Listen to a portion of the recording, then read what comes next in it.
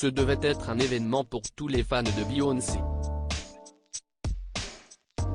Hélas, le passage de la star américaine dimanche 11 juin à Marseille pour un concert du Renaissance World Tour a pris l'eau.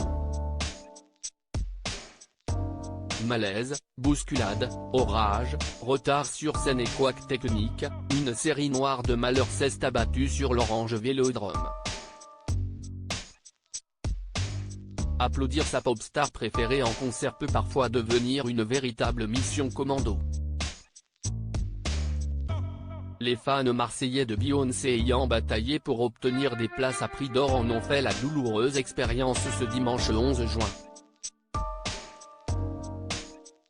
2 semaines après son concert épique au Stade de France, où elle a fait monter sa fille Blue Ivy sur scène sous les cris hystériques du public, la diva a fait se déplacer près de 60 000 spectateurs, dont Emma Smith, Alice Detolenard, compagne de Camille Lacour, mais aussi certains Américains ayant traversé l'océan, pour un concert géant à l'Orange Vélodrome. Dans le cadre du spectaculaire Renaissance World Tour, Queen Bee avait tout prévu pour en mettre plein les yeux avec ses tenues bling bling, ses chorégraphies ultra millimétrées et des tubes en pagaille, Formation, Break My Soul. Tout, sauf les mésaventures qui ont transformé cette soirée en cauchemar. Dès le début de l'après-midi, la chaleur étouffante a provoqué le malaise de plusieurs personnes glissées entre les barrières de la longue file d'attentés qui serpentait autour du stade.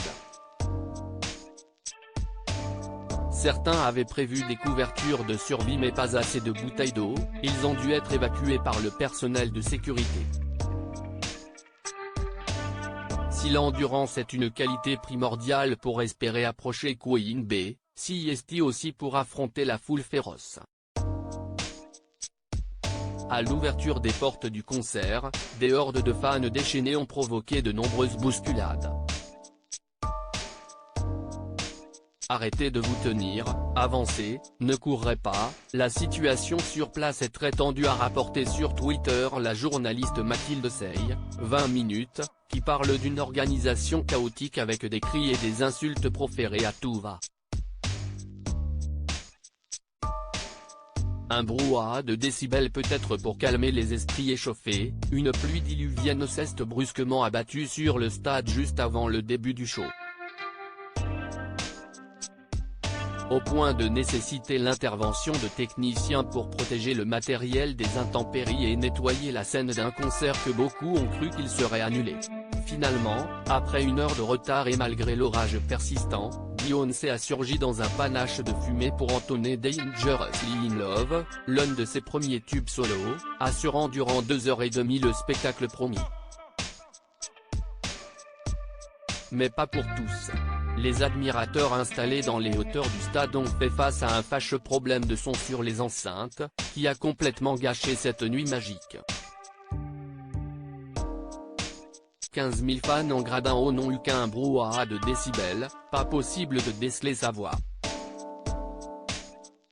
Un choix technique inadapté de la production de Beyoncé, selon la direction du Vélodrome, a déploré le journaliste Philippe Bocara, vidéo à l'appui. Quand ça veut pas, ça veut pas.